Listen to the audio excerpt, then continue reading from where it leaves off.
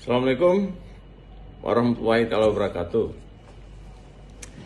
Ini khusus untuk Aceh tentang people smuggling. Saya mau sedikit cerita tentang people smuggling. People smuggling itu orang yang ingin hijrah, ingin pergi ke negara ketiga, di mana di situ mungkin dia merasa nyaman. Dia bisa pergi ke Indonesia, dia bisa pergi ke Malaysia, bisa ke Singapura, ke Australia. Nah, yang paling orang sukai itu larinya itu ke Australia sebenarnya, karena Australia ada perjanjian Jenewanya.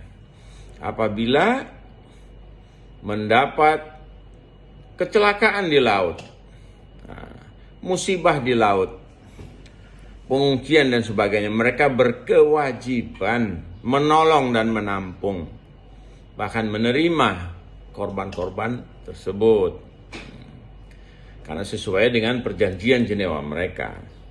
Kalau Indonesia kan tidak punya tentang itu. Hanya Indonesia berkewajiban membantu para korban people smuggling ini. Tetapi ingat,